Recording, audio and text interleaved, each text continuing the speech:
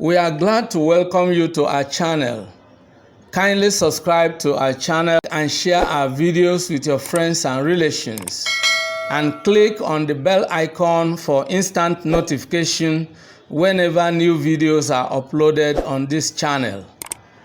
Rest assured that we are going to have a very exciting and inspiring discussion.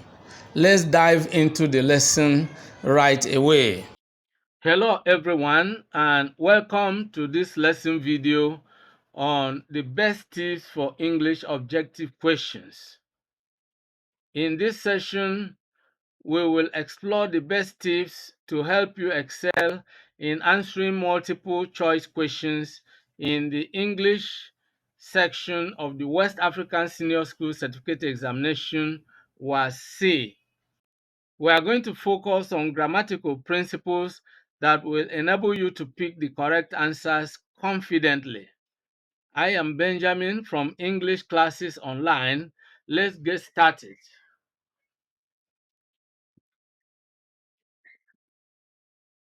We are going to use the West African Senior School Certificate Examination of June 2012 objective test questions as illustration, just to illustrate the tips that, we are going to discuss in this lesson. So having said that, let's now right away begin to look at the various principles, okay? Now, the first tip is to carefully read and understand the grammatical principles that underline the grammatical correctness in English sentences. There are some grammatical principles that you will detect, as the underlining factors you need to consider uh, when you read the questions, the objective questions. So one of them is register, okay? One of them is register. Now, what exactly is register? Register is the use of language for a particular purpose or in a particular social situation. All right?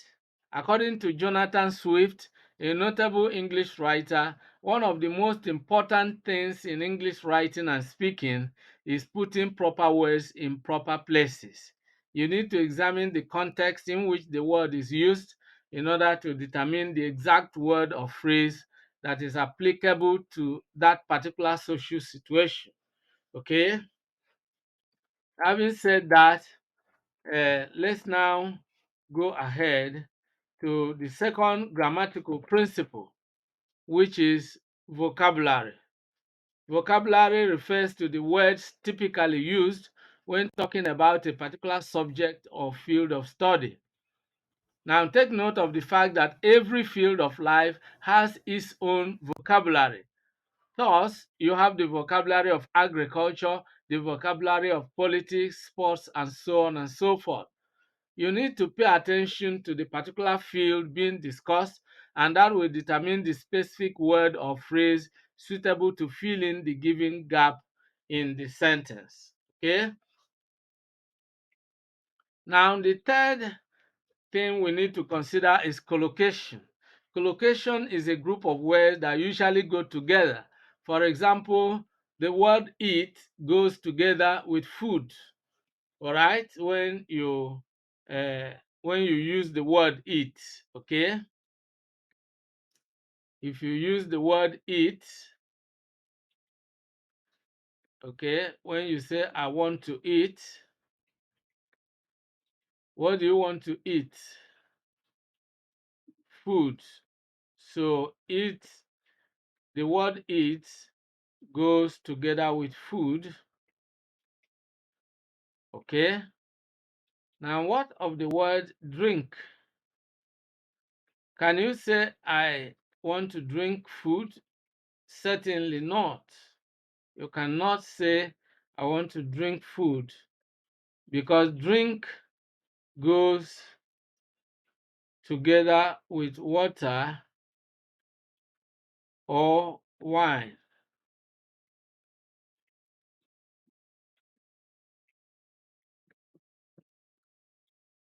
Okay, yes, so that's exactly what it is. That's exactly what it is. Okay, so when you are talking about drink, then you are talking about water.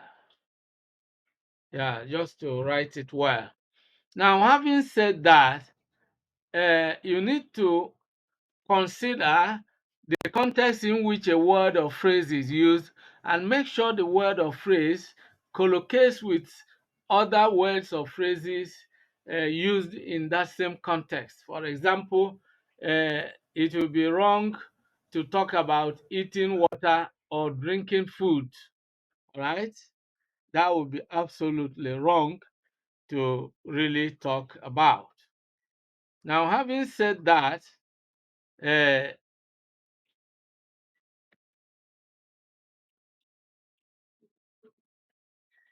let's now move on.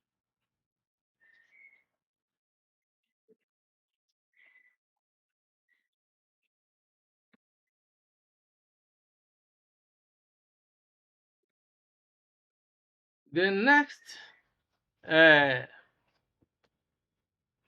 the next principle, religious principle we want to talk about is semantics. Okay, semantics refers to the meaning of a word, phrase, or text. Okay, that's exactly what it is about. Now, having considered some of the important grammatical principles for assessing sentence correctness, let's put them in practice by solving the 2012 WASSCE English objective questions. Okay, and we are looking at section 2 specifically. From the words lettered A to D, choose the word that best completes each of the following sentences. Number 11. When you dash someone's point of view, you should do so politely, and you should do so politely when you dash someone's point of view. A. Refute. B. Rebuke. C. Recall. D. Refuse. So what you need to do here is to really look at, you really need to look at the particular gap when you dash someone's point of view. You know, what do you do? You know, is it refute or rebuke or recall or refuse? So you need to consider the context. You know, you can only refute someone's point of view. To refute means to say that someone's point of view is wrong. And when you are doing that, you should do so politely. So the correct answer certainly, uh, the correct answer certainly is A. Okay, that's exactly the correct answer, and that is refute. When you refute someone's point of view, you should do so politely. Let's move on to question 12. One should dash the land very well if one expects a bumper harvest. A. Water. B. Dig. C. Cultivate. D. Clear. Here we are looking at the vocabulary of agriculture or farming. You know, what do you do the land to expect a bumper harvest? The word you need to include here is the vocabulary, is the word that fits in, that will fit in well, you know, in terms of the vocabulary of farming. and the appropriate word is cultivate, and that is C. Okay, one should cultivate the land very well. So the appropriate answer here is cultivate. That's the appropriate answer. One should cultivate the land very well if one expects a bumper harvest. So the accurate answer is C, cultivate. This brings us to question number 13. His lecture was dash, and so the students did not understand it. A, indefinite. B, intelligible. C, unintelligible. D, unimpressive. Now this has to do with understanding. Okay, so what you need to do here is to examine uh,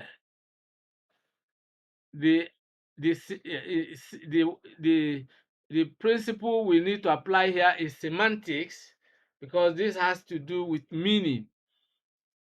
His lecture was dash, and so the students did not understand it. When something in, what is the word that you need to use here, you know, when uh, uh, when the students did not understand the lecture?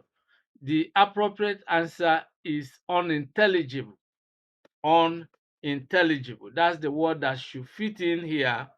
Okay, unintelligible. Now that is C. The answer is C. His lecture was unintelligible, and so the students did not understand it. Question number 14. In botany, one is bound to dash flowers. A, read. B, know. C, study. D, examine. Okay, in botany. In botany. Now, again, you can see here that we're dealing with vocabulary. The vocabulary of agriculture, or botany, if you like. What is botany? Botany is the study of plants.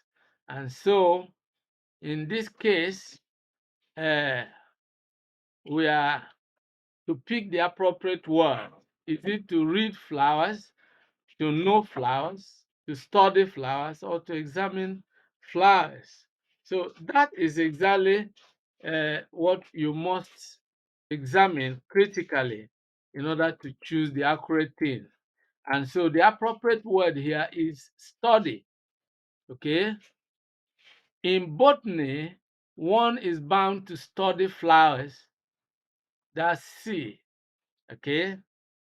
All right. So now question number 15. Harry cannot do without his dash of short stories because he loves reading. A, file. B, library. C, collection. And D, the word is omitted here, but we already have the answer. What do you, what particular collective noun do you use for uh, short stories? Is it pile of stories, library of stories, or collection of stories? So this is where collocation comes into play, because here you have to uh, look for a word that collocates with short stories, his dash of short stories, and then the appropriate word is obviously collection. Okay, the answer is C.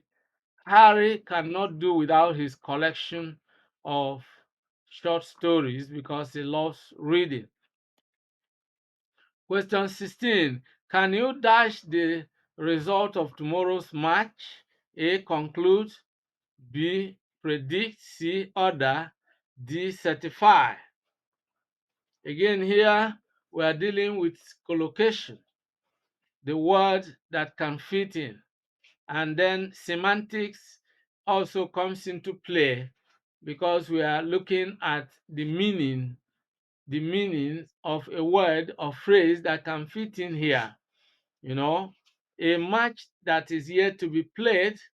And what do you do when you try to tell the result of a match that has not yet played? Is it conclude? Is it predict? Is it order? Is it certify? The correct answer, obviously, is to predict. So the correct answer is B. Can you predict the result of tomorrow's match? When you tell the outcome of something before it happens, you are predicting it. Now, let's move on to question number 17. The river dashed across the plain. A, rolled. B, meandered. C, trickled. D, passed. Now, here you can see that again we are dealing with register, the kind of word that can fit into a particular situation. And also this is related to vocabulary. You know, this is a word associated with geography. Okay, word associated with when you look at landscapes and all that, and natural sources such as river, ocean, and so on. Okay, so the river dashed across the plain. Is it rolled or meandered or trickled or passed? The appropriate word, or of course, is meandered. Okay, to meander is to move through any possible uh space, just like as you see that water will find a place to pass. It's not going to go straight on a straight line. It will, like a snake, just move through any space it can pass. Okay, so the river meandered across the plain. That's the correct option. The answer is B. Now, question 18. Since the army was no longer needed, it was dash A, demolished, B, dismantled, C, disbanded, D, fired. Again, here we are dealing with the vocabulary of the military. And again, we are dealing with register, the word that is proper or suitable for a particular social situation. And so, again, we are looking at collocation. Certain words go together, okay? And since the army was no longer needed, it was dash. Is it demolished or dismantled or disbanded or fired? You disband an army. So the correct option is C, disbanded. Since the army was no longer needed, it was disbanded. Okay, you disband an army. Now, this brings us to question number 19. It is most dash that the company spent 5 million naira on that fragile fence. A, astounding. B, wonderful. C, remarkable. D, astonishing. Okay, so now we have to look at the appropriate words. Okay, and we have to look at the context. It is most dash that the company spent 5 million naira on that fragile fence. Now, is it? We have to look at the context. The word here, should it be positive or negative? Can we say it is outstanding that the company spent 5 million naira on that fragile fence? Of course, it's not outstanding, neither is it wonderful nor remarkable. It is astonishing. Okay, so when you look at the context within which something is used, you should be able to tell the correct word. It is most astonishing. You are surprised, you are shocked that 5 million naira should be spent on a fragile fence. Fragile is something weak, and how come 5 million naira was spent on that? If it was a solid fence, then you wouldn't be surprised. But it is most astonishing that the company spent 5 million naira on that fragile fence. So the correct answer is D, astonishing.